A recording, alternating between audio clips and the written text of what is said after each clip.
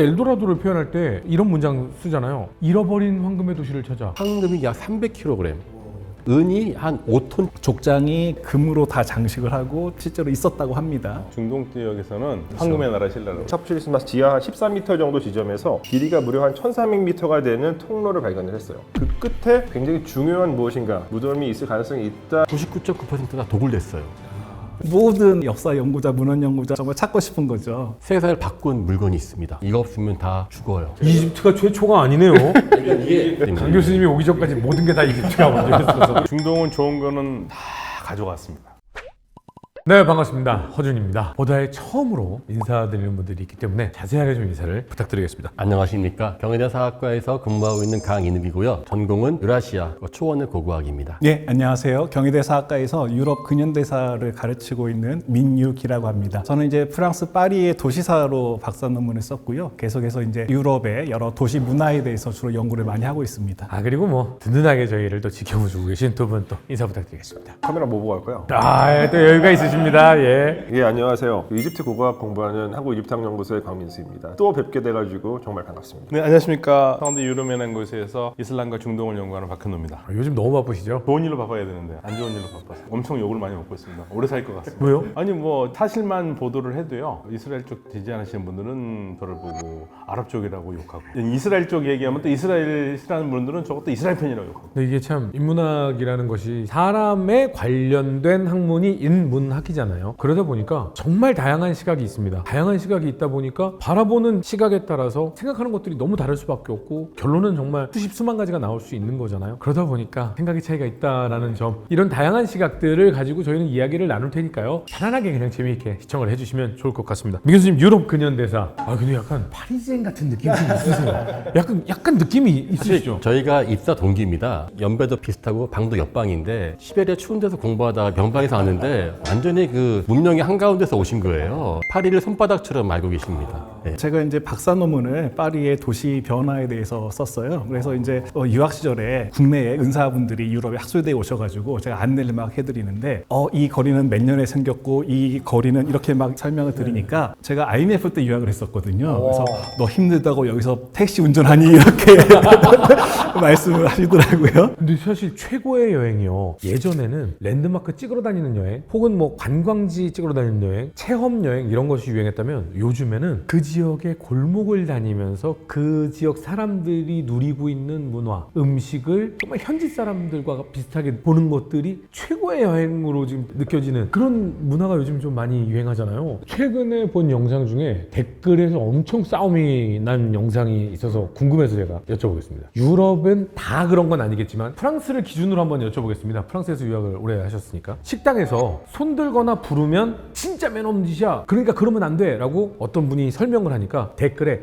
그거 잘못 설명하는 거야, 그렇지 않아, 불러도 돼, 눈 마주치면 손 들어도 돼, 아니야 부르면 안 돼, 그게 자리가 할당돼 있으니까 그냥 기다리면 돼. 정말 댓글에 논란이 많이 있더라고요. 궁금해서 그러는데 프랑스는 어떤지, 그리고 혹시 다른 국가들, 유럽 국가들은 어떤지 혹시 아시는 만큼만 좀 설명을 해주신다면. 어쨌든 이제 프랑스에서는 먼저 이렇게 부르는 거는 좀 예의 어긋납니다. 일단 가만히 앉아서 기다려야 됩니다. 이제 그 이유를 저도 이제 현지에서 친구들에게 이런 얘기를 많이 했었는데, 누군가가 목이 마르거나 배가 고파서 자리에 앉으면 어떤 음식을 고를까 먹을까 좀 스스로 생각도 하고 메뉴판도 서서히 뭐 보고 한참을 좀 기다린 다음에 이제 주문을 해야 되는데, 그냥 가자마자 뭐 주문할래요 하는 게 약간 예의가 아니다. 그래서 일부러 천천히 간다, 이런 얘기도 있고요. 그다음에 이제 서비스해주는 어떤 분들이 아주 많지 않기 때문에 일정한 구역들이 있어서 그냥 누구 앉아있으면 저기 왔구나 보고 미리 다른 지금 서비스하고 있는 이쪽부터 처리를 하고 천천히 옮겨가기도 하고 그럽니다. 근데 최근에는 이제 저도 이제 코로나 때문에 몇 년 이렇게 좀 현지에 자료조사를 못 가다가 올 초에 한번 갔었는데, 적어도 좀 대도시 관광지에서는 약간 이렇게 좀 빨라졌고 이렇게 좀 부르기도 하는 사람도 있더라고요. 그러면 주문을 좀 빨리 하고 싶은 사람이 취해야 되는 요령 같은 건 없나요? 그러니까 뭐 예를 들면 메뉴판을 들고 있는다던가 덮는다던가, 나는 지금 주문할 준비가 돼 있습니다 라고 내가 의사표시를 할 수 있는 방법 같은 건 없어요? 주문할 때는 식당을 선별해서 들어가시면 됩니다.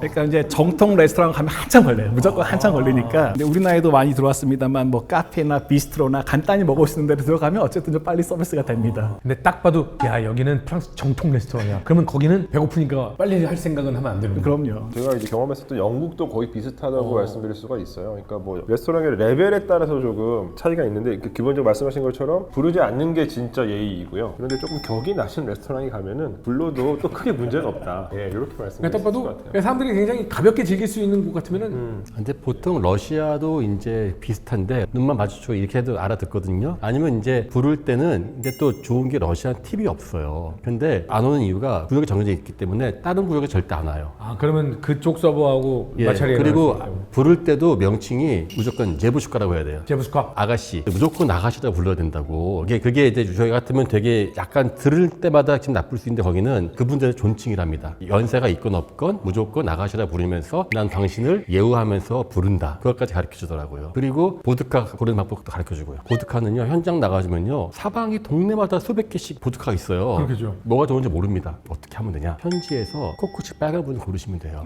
여쭤봐요. 제가 여기 처음 왔는데 이 동네에 뭐가 좋냐? 그러면은 갑자기 너무 신나가지고 하나하나를 진짜 자세하게 가르쳐 주셔가지고요. 중동 식당에서 손 들으면 됩니까? 손들 필요도 없어요. 열심히 잘 와요. 얼마나 친절한데요. 오히려 왔다가 안 가죠. 우리 교수님들께서 혹시 나는 내 분야에서 꼭 한 가지를 진짜 발견해내고 싶다, 찾아내고 싶다라고 한다면 혹시 찾고 싶은 거 있으세요? 우리 강영 교수님은 저 넓은 유라시아 대륙에서 딱 한 가지를 찾아낸다면 난 이걸 찾고 싶다. 저는 사실 스키타이나 흉노 시대에 고분, 후르간이라고 하는 고분이 있어요. 되게 많이 있습니다. 우리나라는 파지릭이라고도 하고 많이 있는데 99.9%가 도굴됐어요. 저는 뭐라도 도굴되지 않은 거대한 족장의 무사해 국만 발견하면 소원이 없겠어요. 징기스칸의 무덤을 찾고 싶으신 거 아닙니까? 징기스칸은 발굴해도 이 사람이 다 글씨를 몰랐기 때문에 거기에 징기스칸 써있어야 알지 않습니까? 그리고 이 사람은 전쟁하다 죽었기 때문에 무덤 자체가 클 수가 없어요. 예. 징기스칸의 아들쯤 되면은 좀 약간 커질 수 있겠지만은 도굴되지 않은 족장 정도의 무덤을. 알겠습니다. 교수님께서는 그러면 근현대사시고 또 도시 쪽의 전공이시니까 네, 만약에 찾아낸다면 사라져버린 그렇죠. 네. 그런 도시, 어떤 도시를 그러면 혹시 워낙에 이제 근대 시기에 토마스 모어가 유토피아를 쓸 때라든지 그 이후에 이제 뭐 프랜시스 베이컨도 신 아틀란티스라는 걸 썼는데요. 전설의 아틀란티스. 이건 정말 모든 역사 연구자, 문헌 연구자, 특히 도시 연구자는 정말 상상 속에 실체했는가 안 했는가부터 시작해가지고 정말 찾고 싶은 거죠. 그런 어떤 상상 속의 도시들이 꽤 약간 존재합니다. 아틀란티스를 교수님은 있었으면 좋겠다, 믿고 싶다라고 생각하시죠? 아, 그럼요. 플라톤이 기록에 남겼으니까. 저희 쪽은 보통 없다라고 보기 때문에 이집트는 뭐 워낙 많은 게 나와서 사실은 뭐 이런 걸 찾고 싶다 이런 거 사실. 사실 뭐 이거는 제가 직접 찾고 싶기도 하지만 제가 찾기 전에 이제 지금 이루어지고 있는 중요한 발굴이랑 또 조사들이 몇 개 있어요. 굉장히 기대하고 있는데 두 가지가 있는데 하나는 최근에 그 넷플릭스 다큐멘터리 때문에 다시 한번 화제가 됐었던 클레오파트라의 무덤이 발견이 될 수도 있을 것 같아요. 이집트 지중해변에 그러니까 알렉산드리아 서쪽에 있는 그 타포시리스 마그나라고 하는 도시가 있는데 이게 그 기원전 280년경에 이제 세워진 도시예요. 프톨레마이오스 2세에 의해서. 그리고 이제 이후에 여기 신전도 많이 세워지고 또 여러 중요한 무덤들이 많이 만들어졌는데 클레오파트라의 무덤이 여기에 있다라는 가설을 갖고 한 20년 동안 계속 거기서 발굴하고 있는 고고학자가 한 분 계세요. 그 캐서린 마르티니즈라고 하는 특이하게도 도미니카 공화국 출신이신데 근데 이제 이분이 굉장히 많은 발굴들을 했는데 그 중에서 최근에 작년 연말이었던 것 같아요. 그때 이제 발표를 하나 하셨어요. 타포시리스 마스 지하 한 13m 정도 지점에서 길이가 무려 한 1,400m가 되는 통로를 발견을 했어요. 그 통로 끝은 바닷속에 잠겨져 있었습니다. 그러니까 이게 타포시리스 마그나도 마찬가지고 그다음에 그 동쪽에 있는 이집트 수도였었던 알렉산드리아도 마찬가지인데 이 해안선 변화로 인해 도시의 상당 부분이 바닷속에 잠겨져 있거든요. 그래서 이 마르티네스가 이제 발견한 그 통로가 이제 끝에는 물속에 잠겨져 있어서 아직 접근하지 못했는데 그 끝에 굉장히 중요한 무엇인가 무덤이 있을 가능성이 있다라고 지금 이야기가 되고 있어요. 그리고 이제 그 지점을 계속해서 조사해 나가기 위해서 요즘에는 이제 약간 그 수중고고학적인 발굴 작업들도 진행을 시작을 했다고 소식이 전해지고 있습니다. 무덤이 있으면 초상화 같은 것도 들어있는 경우가 있어요. 이집트 무덤에서는? 이집트 무덤에는 초상화라고 부를 수 있는 것은 없지만 만약에 시신이 남겨져 있다면 그 상태로라면 도굴되지 않을 가능성이 매우 크죠. 클레오파트라의 어떤 인종적 정체성에 대해서 굉장히 중요한 단서들을 이제 제공할 가능성이 크죠. 그 요즘에는 아예 이렇게 생겼을 것이다라고 막 복원이 돼서 막 뭐 이렇게 막 모형이 나오고 막 이렇게 되는 경우도 있어서. 법의학자분들이 많이 그 작업을 하시죠. 그리고 또 한 가지가 있는데 이건 피라미드예요. 대피라미드 전체에 대해서 지난 2016년 17년 사이에 그 스캔 피라미드 프로젝트라는 그 작업을 진행을 했었거든요. 그러니까 우주 입자 뮤온을 사용해서 대피라미드에 대해서 일종의 엑스레이를 찍은 작업인데 그때 나온 어떤 결과 중에 하나가 피라미드 내부의 대회랑이라고 하는 공간 상단부에 한 길이 30m 정도 되는 뭔가 인공적으로 만들었을 가능성이 있는 공간이 있을 수도 있다. 그리고 입구 쪽에 길이가 한 10m 정도 되는 통로가 있을 수도 있다라는 판단이 내려졌어요. 17년에. 그러다가 이제 올 초에 2023년 3월로 제가 기억하는데 대회랑 상단부는 아직 조사는 못했고 이 입구 쪽에 있는 그 통로 내부로 내시경 카메라를 넣어봤어요. 실제로 그 스캔을 했었던 것과 거의 같은 모습의 공간이 확인이 됐죠. 그러니까 이제 지난 피라미드가 세워진 이래로 한 4,600년 만에 이제 처음으로 이제 발견된 공간이에요. 그런 데는 바이러스 같은 거 없어요? 바이러스요? 숨어있던 바이러스가 인류가 접해보지 못한 바이러스가 뭐 많은 그럴 가능성도 있죠. 과거에 그런 바이러스라기보다는 박테리아가 있을 가능성은 있죠. 뭔가 이제 예를 들어서 어떤 유기물이 그 안에 있었고 뭐 썩어가지고 그것이 이제 부패했다면 뭔가 이제 접하지 않았었던 박테리아가 확인될 수 있겠죠. 박테리아가 있어도 그게 만약에 부패할 정도면 계속 부패를 또 해야 되는데 다 없어졌기 때문에 같이 죽었을 것이고 가장 확실한 박테리아는 얼음 속에 있으면 남아있을 수가 있고 왜냐면 박테리아도 뭘 먹고 살아야 되는데 그 안에 얼마나 몇천 년치가 있다면 박테리아 먹을 수 있는 게 가능하겠지만은 저는 오히려 이 북극권 요즘에 녹지 않습니까? 북극권은 밑에 영구 동결층이 있어가지고요. 땅을 한 산만 파면 밑에 얼음이 꽉 차 있어요. 여름에도 푸른만 나 있는데 그러면 사람을 묻다가 반만 묻어요. 그래서 그 위에 돌로 덮어놓거든요. 그러니까 짐승이 못 뜯어먹게. 그러면 이제 뻔히 얼굴들이 거의 보일락 말락하는 무덤들이 있는 거죠. 요즘에 그게 다 얼음이 녹잖아요. 그러면은 들짐승들이 여우 같은 게 가끔 뜯어먹기도 해요. 술록들도 또 먹지 않습니까? 그러면서 이제 사람한테 옮길 수가 있다. 탄저병 아니면 결핵. 가끔씩 피라미드 이야기하면 저도 물론 재밌긴 한데 더 큰 저주가 지금 북극해에 기다리고 있거든요. 저도 캐나다에서 공부할 때 그 북쪽에 깨끗하니까 거기에 얼음을 먹으면 좋다고 사람들이 그러는데 제가 읽었는데 그 절대 먹으면 안 된다고.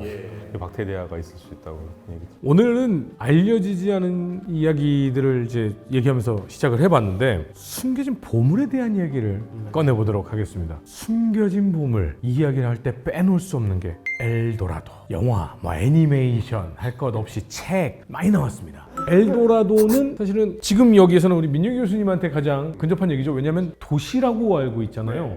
황금으로 뒤덮인 도시. 그 도시도 실존한다라고들 생각하는 사람도 있죠. 아틀란티스처럼 플라톤이 뭔가 기록에 남긴 것 때문에 사람들이 계속 찾고자 하는 것처럼 엘도라도에 대한 기록도 분명히 있긴 있습니다. 15세기 후반기에 그러니까 포르투갈이 아프리카에 들어와서 인도 항로를 개척할 때 약간 후발주였던 스페인이 바다 건너서 가보자 하고 이제 대서양을 건너가잖아요. 애초에 대항해, 그러니까 유럽인들이 이렇게 항해를 나섰던 이유가 아시아로 빨리 와가지고 값비싼 향신료라든지 비단이라든지 막 값비싼 거 실어 가가지고 유럽에서 떼돈 벌려고 한 거였는데. 그죠. 후추가 주려고 한 거예요. 네네네. 근데 중남미 가보니 이건 상상했던 그런 아시아의 막 잘 발달된 상업 무역이 전혀 아니고 황량했잖아요. 유럽인들이 갔을 때 오늘날의 멕시코 지역에서는 아즈텍 문명들이 존재하고 있었고, 그다음에 오늘날의 이제 페루와 칠레 일부 이 지역에는 이제 잉카가 존재하고 있었습니다.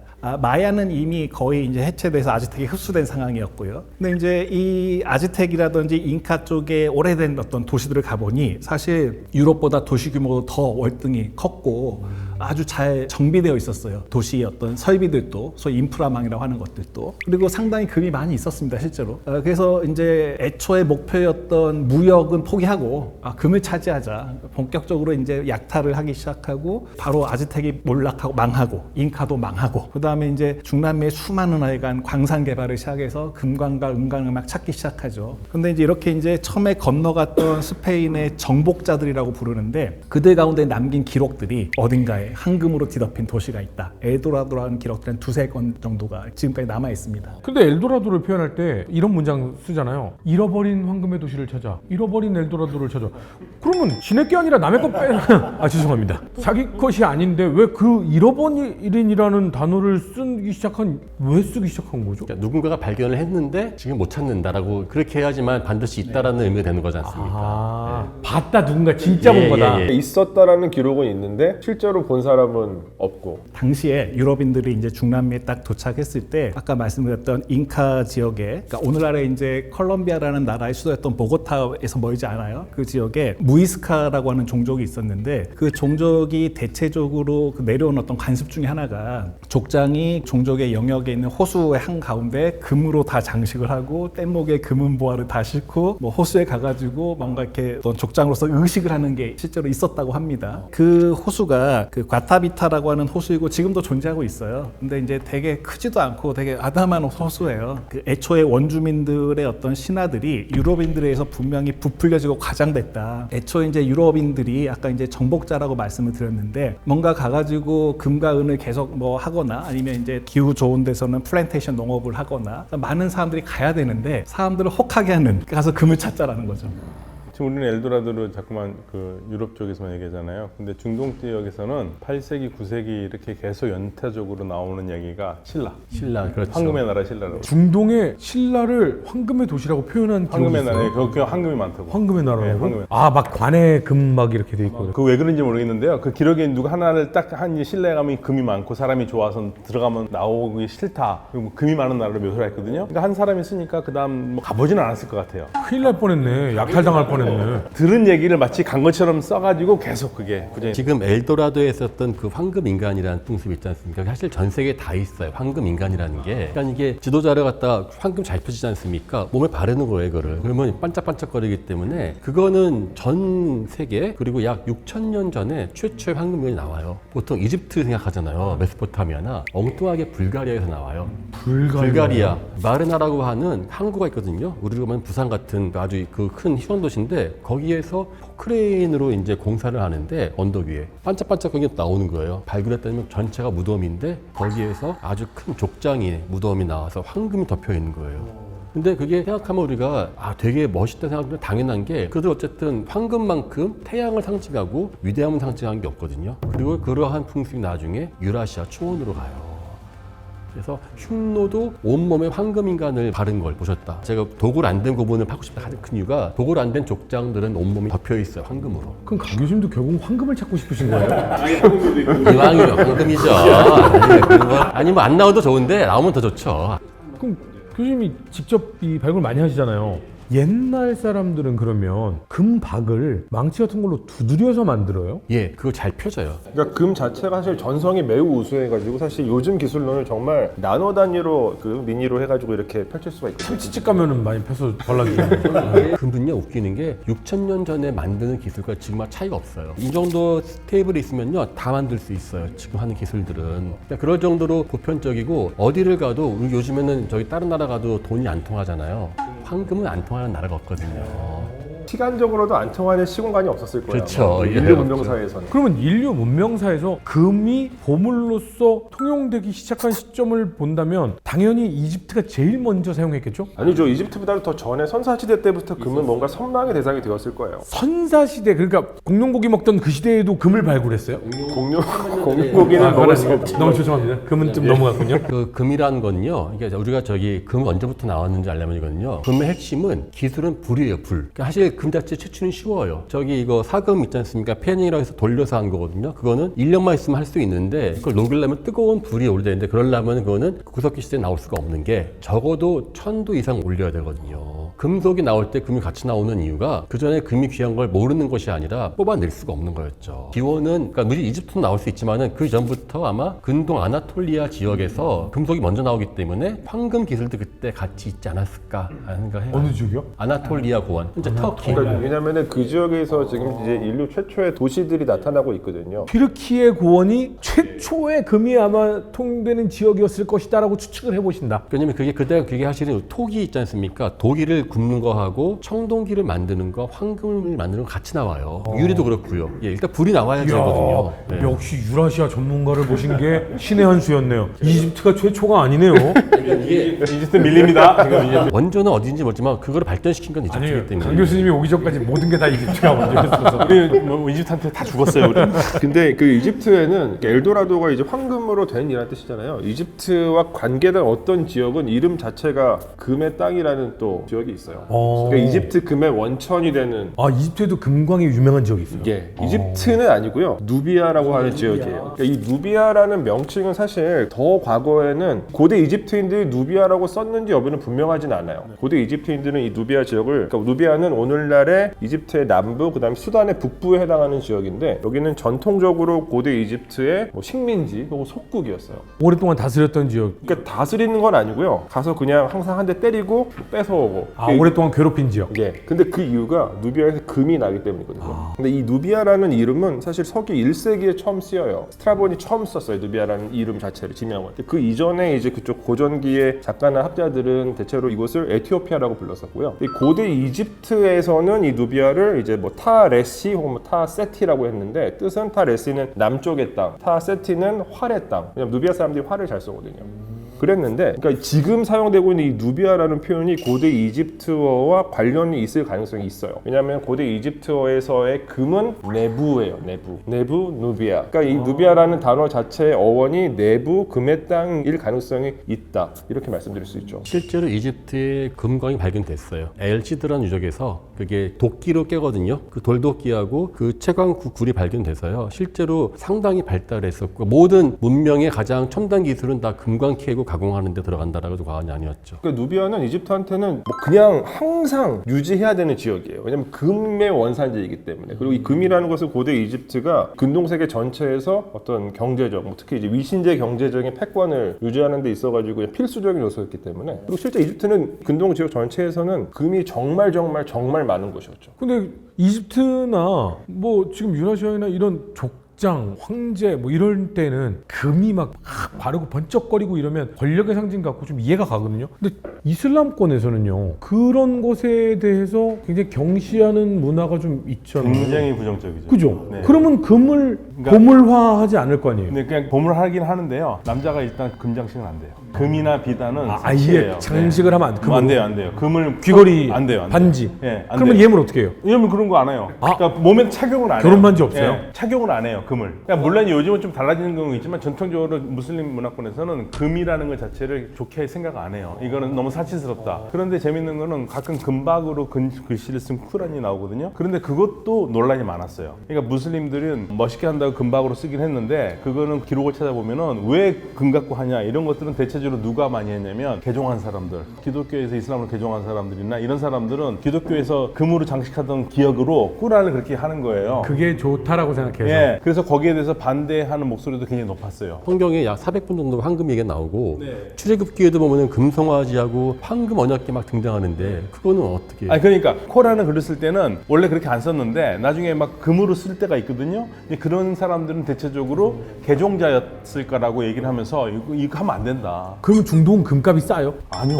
그럼 좋아하죠. 좋아하는데 일단 종교적으로 그거 하지 말라 이거예요. 아, 겉으로 드러내지는 않는 네. 거니. 근데 황금이 지금이야 여러 가지 용도로 쓰이고 사치적인 어떤 뭐 이렇게 보여주고자 하는 것들이 있으니까 황금의 가치가 그렇게 있다고 쳐도 옛날로 치면 보물로서 가치가 사실 별로 없잖아요. 그러니까 활용할 수 있는 가치가 없잖아요. 아닙니다. 그거는 현금이 전 세계에 통용하는 이유는 아프리카, 신대륙, 아시아 할 거 없이 첫 번째로 상징성, 화려한 태양을 상징하죠. 그다음에 영속성, 절대 녹슬지 않고 무게가 변하지가 않아요. 무게가 딴 건 변해요? 녹슬고, 아, 녹이 청도 있구나. 녹슬고. 예. 그다음에 희귀성.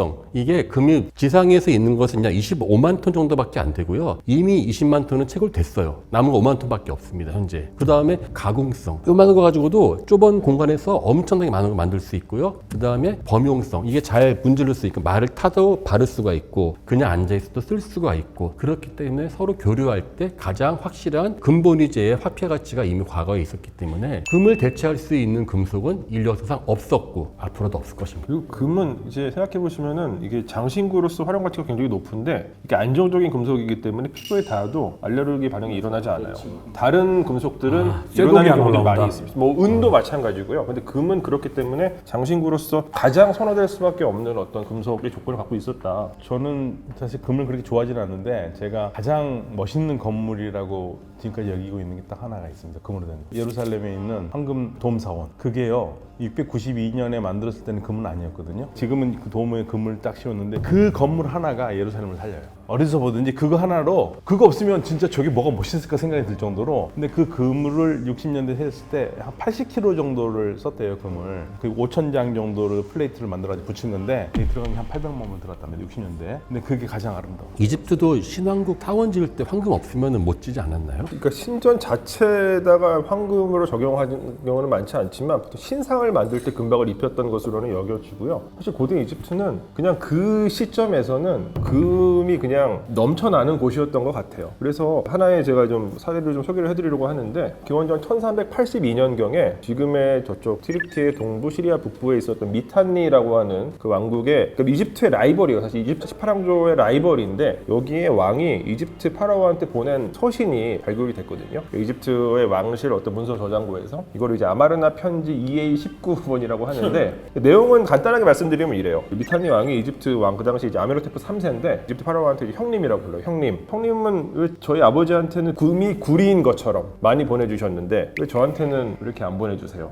라는 편지가 이제 확인이 되었고 그리고 이것보다 이제 한 세대 후의 편지가 또 발견이 되는데 역시 같은 그 왕이에요. 미탄니 왕 그 투시라타라고 하는 왕이 이제 그 아메르테프 3세의 다음 파라오인 아케나텐한테 보낸 편지예요. 여기서 뭐라 되어 있냐면 아니 왜 형님 아버지는 우리 아버지한테 금으로 된 상을 보내줬는데 왜 당신은 금박으로 된 것만 보내주냐 라고 투덜거리는 내용이 편지에 확인됩니다. 이제 미탄니는 굉장히 강대국이에요. 그 당시에 이집트 라이벌이니까. 그럼에도 불구하고 미탄니에서도 이집트가 갖고 있었던 부는 동경의 대상이었고 또 여기서 알 수 있는 것은 이미 그때에도 이 금이라고 하는 금속은 그냥 모든 사람들의 욕망의 대상이었다. 지금도 그래도 통용되고 뭐 여러 가지가 있지만 그래도 상징성이 가장 크지 않을까라는 생각이 드는데 근현대에서 보면 금이 상징성 말고는 도시에서는 금이 보여줄 수 있는 게 사실 많지는 않잖아요. 그래서 도시민들이 활용할 수 있는 용도로서 금은 크게 가치가 없는 활용할 수 있는 용도는 별로 없잖아요. 사실은 그게 그 귀족들은 금이 되게 넘쳐났거든요. 그래가지고 나폴레옹이 러시아를 해서 모스크바를 이제 침병하지 않습니까? 그러니까 모스크바를 다 불태워요. 5주 동안 이제 쫄쫄 굶다가 후퇴하거든요. 나폴레옹 그때 있는 것을 다 털어와요. 그래서 그 당시에 기록 보면은 황금이 약 300kg. 은이 한 5톤쯤을 저기 가지고 마차에 실어서 오는데 중간에 축구해서 다 버리고 와서 어디서 사라집니다. 그 황금이. 그거 찾아야겠네. 그러니까요. 나폴레옹은 빈털터리로 들어가요. 중간에 어디서 이 사람이 그걸 묻었냐 가지고 이게 엘도라도급이 아니라 이거 분명히 뭐 있었는데 해서 가장 확실한 버전은 현재 벨라루시에서 라트비아 가는 길에 그 사이 어딘가에서 호수에 빠뜨렸을 것이다. 왜냐면 그때부터 갑자기 속도가 빨라져요. 나폴레옹 그 도망가는 속도가. 그래서 그쪽일 것이다. 찾아보자 하는데 지금 푸틴이 벨라루시하고 가까이 지내는 이유가 네. 원래 친해요. 그럼 뭐 변치 않는 보물, 영원한 가치를 잃지 않는 보물은 황금이라 치는데 그럼 우리 변하는 가치, 여기에서만 인정되는 가치라고 했을 때 우리 강 교수님은 딴 데는 아니지만 북유라시아 지역에서는 진짜 이게 보물인데 딴 데는 아니라고 생각하는 거 있다. 도시에는 없지만 유라시아에서만 구할 수 있는 보물이 있어요. 뭡니까? 세계사를 바꾼 물건이 있습니다. 세상을 바꾼 물건. 예, 세계사를. 그러니까 황금은 원래 바꾸는 거였고 황금은 앞으로도 바꿀 예, 거예요. 없으면 이거 없으면 다 죽어요. 심지어 한국사도 바꿔요. 한국사를 바꿀 거예요. 한국과 동아시아에서 바꾸는 게 있습니다. 바로 모피예요. 모피 코트. 그 고조선도 기원전 7세기 때 아주 특산물로 모피 코트가 호랑이 코트가 유명했거든요. 그게 이제 중국에서 그거를 수입해야지만 천자나 이러한 제후가 될 수 있었고, 그러니까 모피 동물들은요 사람하고도 아주 멀리 살기 때문에 산 속에서만 살아요. 그래서 소수의 모피 사냥꾼만 가서 잡아오거든요. 잡아도 거기는 사람 안 살기 때문에 거기서는 이게 쓸모가 없어요. 도시로 멀리 가지고 나와야지만 오는데 나오는 순간 황금을 능가하는 값이 되는 거죠. 그래서 시베리아로 간 이유가 대학교가 러시아의 코사크 사냥꾼들이 소비인기 때 유럽의 역사를 바꾸기 위해서 갔다라고 해서 그 당시 뭐 모피꽃 값이 뭐 하락을 했다고 하고 캐나다라는 나라 자체가 모피 회사에서 유래했거든요. 그러니까 제가 다녔던 맥일 대학교가 모피 장사가 만든 대학이 맥일 대학이에요. 그만큼 돈이 됐다라는 예, 얘기네요. 그래서 고조선도 처음 중국 기록에 등장하는 게 특산품으로 호랑이 모피가 유명하다. 얼룩무늬가 그거를 반드시 수입해야 된다라고 하고 실제로 그러한 삼수갑산이라고 우리 이야기하죠. 중강진, 압록강, 백두산 근처에 중국 돈이 단지로 막 가득가득해서 나와요. 영도전이라는 화폐가. 고조선 예. 고무와 호랑이. 저는 생각도 한 번도 못 해봤는데 도시는 가장 기본적으로 이제 사람들이 모여서 정주하는 곳이어가지고요. 그러니까 온갖 하여간 뭐 보물들이 다 모이는 곳이죠. 그래서 딱히 뭐 특별한 어떤 상품이나 물건이나 보물 하나가 보물이라기보다는 사람들이 모여서 오랫동안 도시라고 하는 그 문명의 어떤 근거지들을 유지하고 발전시키는 동력이 결국 이제 살아가는 사람들 간의 서로 간의 어떤 그런 신뢰와 조화로운 그러니까 사회적인 갈등도 있고 빈부격차도 있고 권력에 대한 투쟁도 있지만 뭔가 그 시스템을 잘 유지하기 위해서 서로 신뢰하고 이게 바로 이제 도시민들의 어떤 시민의식, 시민성 이게 가장 큰 보물이지 않을까. 네. 도시는 그 융합된 하나의 도시 자체가 돼야 보물이 그럼요. 된다. 같은 과였지만 이렇게 저는 보이는 것이 아니면 믿지 못하는 저와 보이는 것을 믿지 않는 선생님이 같이 있습니다. 중동은 좋은 거는 다 가져갔습니다. 영국에서 가져가고 프랑스에서 가져가고 독일도 가져가고 다 회수를 해 와야 되고요. 지금 현재 중동에서는 뭐 다른 나라에서도 다 중요하게 생각하는 게 있죠. 석유와 가스죠. 뭐. 아, 그죠? 석유와 가스가 석유와 있군요. 가스. 예, 그거 아니면 뭐 지금 전 세계 다 멈춰야 되니까. 우리나라도 지금 환수 운동을 굉장히 민간에서도 그렇고 많이 벌이고 있잖아요. 중동도 그런 걸 하고 있나? 거의 저는 제가 봤을 땐 다 포기한 것 같아요. 너무 많이 뺏어갖고 그리고 우리는 일본 하나만 싸우지만 여기는 싸울 나라가 너무 많아요. 이집트의 경우에는 그 환수 운동을 굉장히 적극적으로 펼치고 있어요. 그래서 굉장히 전 세계 학자들한테 계속 설명 운동도 받고 있고 아마 이제 이집트에서 새로운 박물관이 조만간 개관을 할 텐데 사실 이게 공식적으로는 원래 또 올 11월 달에 개관한다고 발표를 했었거든요. 올 연말 벌써 3년째 듣고 있어요.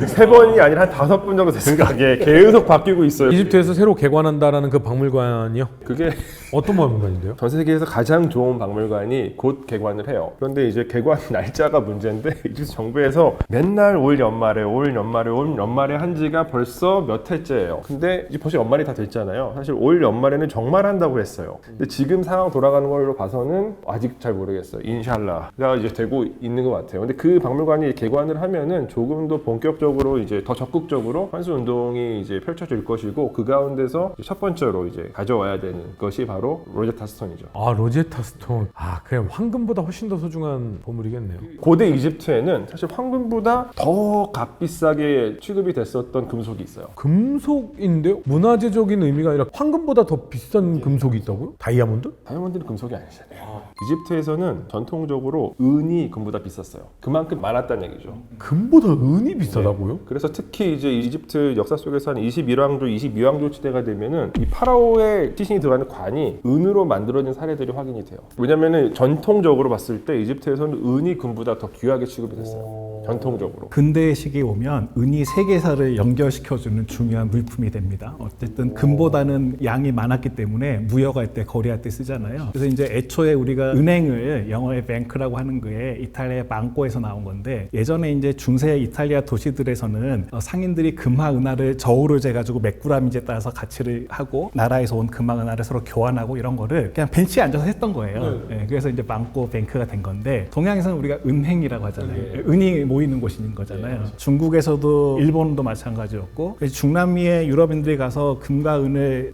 약탈을 한 것들이 유럽으로도 가지만 아시아로 또 옵니다. 무역을 통해 가지고. 그래서 제가 통계를 보니까 16, 17, 18세기 약 300년 동안 유럽인들이 중남에서 가져온 은이 약 15만 톤이 유럽으로 갔다고 해요. 15만 톤이면 어마어마한 거죠. 네. 그래서 사실 이제 이게 서양 사회에서 되게 중요한 어떤 계기가 뭐냐면은 갑자기 이제 화폐로 쓰이는 은이 막 많아지다 보니까 물가가 확 올라가요. 그래가지고 이제 근대 어떤 인플레이션, 상업혁명, 물건이 이제 가격이 올라가니까 사람들이 물건을 빨리 만들고 싶어 하고 그래서 이게 이제 나중에 이제 산업혁명까지 이어진다라는 학설이 하나가 있습니다. 근데 이제 은이 당연히 이렇게 더 많기 때문에 통화로 이제 통용되고 했는데 은이 훨씬 더 비싼 시대가 있었. 희귀성 때문이죠. 있다는 이집트는 그만큼 금이 많았고 안정적으로 공급이 됐는데 반해서 이집트에서 은광이 제대로 발견된 사례가 없어요. 그러니까 대부분 다 해외에서 이제 수입을 해야 했기 때문에 이집트 내에서는 은이 금보다 더 귀했었다. 마치 뭐 물론 거짓이긴 하지만 마리 앙뚜아네트의 말처럼 사실은 왜 빵이 없으면 케이크 먹으면 되지 뭐 약간 이런 느낌이에요. 사실은 중동에서는 생각해보면은 정말 보통 우리나라에서는 별로 중요하지 않다고 생각할지 모르는데 중동에서는 정말 중요한 게 하나 있습니다. 물이에요, 물. 석유보다 물값이 더 비싸니까.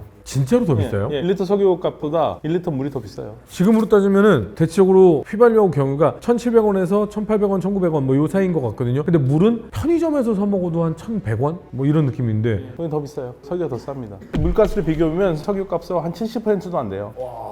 그러니까 물이 얼마나 중요한지 아시겠죠. 그리고 그 물 때문에 물을 만들기 위해서 담수를 하잖아요. 아니 그럼 우리나라 유조선 갈 때 물 실어 가면 되겠네. 그러네 바꾸면 되겠다. 그리고 물을 갖다 주고 석유를 실어 갖고 오면 그러니까 되겠네. 이게 의외로 사우디아라비아가 수입하는 세 가지가 있습니다. 첫 번째, 모래 수입합니다. 사우디가 모래를 수입해요? 사우디아라비아 모래로는 공사를 못해요. 다 바스라지니까? 우리가 보통 강모래가 필요하잖아요. 그리고 석유도 수입합니다. 사우디가 석유를 예. 수입한다고요? 정제된 석유. 그렇죠. 그러니까 러시아가 정제된 거 내면 얼른 사와요, 싼 가격에. 왜냐면 여기도 사우디도 정제된 석유가 필요하거든요. 근데 정제를 하려면 돈이 들잖아요. 그러니까 정제된 걸 싸게 사오고 정제 안 한 석유를 파는 게 더 이득이니까. 그다음에 한 가지 더 있습니다. 사우디에 많은데 수입해요. 이건 타는 거예요. 자동차. 낙타. 사우디가 낙타를 수입해요? 수입, 식용. 식용으로 오스트레일리아에서. 키우는데 물 쓰고 하고 하려면 오히려 키우는데 돈이 더 들어가겠다. 그래서 다른 데서는 너무나 당연하게 생각하지만 그쪽에서는 좀 중요한 게 있는 거죠. 재밌네요. 사우디가 석유와 모래와 낙타를 수입한다는 게 너무 신기하네. 그러면 보물에 대한 얘기를 해봤는데 참 보물이라는 것이 너무나도 당연하게 모두가 보물이라고 생각하는 것도 있지만 너무나도 당연하지 않은 것들이 보물이 되는 경우도 있구나 라는 생각이 좀 들었어요. 그러면 이 보물이라는 게 당연히 지키고 싶고 뺏고 싶고 그리고 지금이야 법이 정해져 있고 사람들이 지켜보니까 못하지만 옛날엔 뺏었잖아요. 약탈해갖고요. 그거로 인해서 사실은 많은 아픔들이 좀 있었죠. 약간 뭐 수많은 전쟁들이 약간 금을 차지하기 위해서 뭐 유럽부터 말씀을 드리면 우리가 익히 알고 있는 트로이 전쟁도 결국 이제 금을 둘러싼 것이고 로마가 최전성기가 박스 로마나라고 하는 오연제 시기인데 그 시기에 이제 트라이아누스 황제 같은 경우가 이제 오늘날의 동유럽 지역을 이렇게 정복을 하거든요. 그것도 이제 그 당시에 그 지역에 있었던 다키아라고 하는 곳에 황금을 차지하기 위해서 원정을 갔던 것이고 늘 약간 뭐 희소성과 상징성 때문에 금을 찾기 위한 전쟁들이 끊임없이 일어났던 것 같습니다. 사실 이집트 역사도 아까도 잠깐 말씀드렸지만 이집트 문명이 시작된 기원전 3100년 무렵부터 계속해서 누비아 지역, 그러니까 금광이 있는 누비아 지역을 계속해서 약탈하고 침략하고 그런 역사가 계속 반복이 돼요. 그래서 이집트가 힘이 셀 때는 이 누비아가 쪼그라들고 힘이 좀 약해지면 누비아가 이제 세력을 키워가지고 이집트에 저항을 하는데 다시 이집트가 힘이 세지면 가가지고 정말 작사를 내는 그런 역사가 반복이 돼요. 그 누비아 입장에서는 굉장히 그게 이제 또 안타까운 이제 역사였을 것이고 심지어 나중에 이제 신왕국 시대가 되면 이집트에서는 이 누비아를 아예 이집트화시키는 일종의 이제 문화 통치를 시작을 하거든요. 그래서 이집트의 신전들을 지속적으로 지어가면서 여기를 이제 이데올로기를 이식하는 그런 작업들을 했었고, 근데 그 결과 역설적이게도 어떤 상황이 발생하냐면 이집트화된 누비아인들이 기원전 8세기 중반이 되면 이번에는 역으로 이집트를 정복해버려요. 그게 이집트 역사 속에서 25왕조라고 하는 시대인데 이 시대는 그 파라오들이 누비아인들이었고 이 누비아인들은 일반적인 의미의 이제 흑인 분들이었거든요. 그러니까 이제 이집트 파라오들이 흑인인 상태가 이집트에서 한 80년 정도 지속이 되죠. 그래서 클레오파트라에 대한 얘기가 또 나오는 근거가 되지도 않았나? 사실 제가 지난주에도 이번에 신라 경주 쪽샘이라는 데서 고문에서 이제 한 10살 먹은 아이 공주님의 무덤이 나와서 황금이 참 많이 나왔거든요. 황금 보면 또 진짜 황홀하죠. 근데 한편으로는 허무한 게 황금의 영원한 아름다움 때문에 다들 황금으로 온몸에 바르고 묻혀 있는데 발굴하면 나와 있는 건 황금밖에 없어요. 영원한 것은 황금과 인간의 영혼에 대한 욕망밖에 없는 것이 아닌가. 오히려 삶의 허무함을 저는 영원히 남아있는 황금에서 배우는 것 같습니다. 그래서 이집트 사람들이 미이라를 만들었던 것 같아요. 너도 남아. 황금만 남지 말고 같이 남아. 그러면 무슬림들이 깔끔하네요. 근데 지붕 황금으로 만들었다면서요? 아니 그건 자기 집이 아니잖아요. 다 같이 볼 수 있는 거니까. 예, 그 알라를 위해서 만든 거고 무슬림 왕들은 깔끔하게 매장해요. 그 뭐 부장품 같은 거 안. 예, 그냥 천으로 싸가지고 관도 쓰지도 않고 땅에다 묻는 게 관습이고 지금도 사우디아라비아가 그렇게 잘 사는 나라라고 뭐 석유 왕국이라고 그러지만 왕들 다 소탈하게 그냥 묻습니다. 그러면 고고학자들한테 안 좋아요. 예, 공학자들한테 안 좋죠. 그러니까 욕심을 갖고 뭔가 같이 넣어줘야지만 물건이 욕망이 같이 있어야지 고고학자들은 좋죠. 고고학자들은 인간의 욕심으로 아 그렇죠. 우리는 내세가 있는지 모르지만 내세가 있다고 믿어야지만 저희는 살아남습니다. 무슬림 내세가를 믿어도 그렇게 그냥 그래도 같이 넣어주고 그래야지. 되게 정없게. 생각해보니까 저희 채널은 인간의 욕망이 있어야지만 살아남을 수 있는 채널이 된 것 같습니다. 인간의 욕망이 있어야 뭔가를 기록하고 남기고 그것을 저희가 확인하는 과정에서 역사로 기록되고 인간이여 욕망을 가져라 이야기를 남기면서 이 시간 가름해 보도록 하겠습니다. 수고 많으셨습니다. 감사합니다.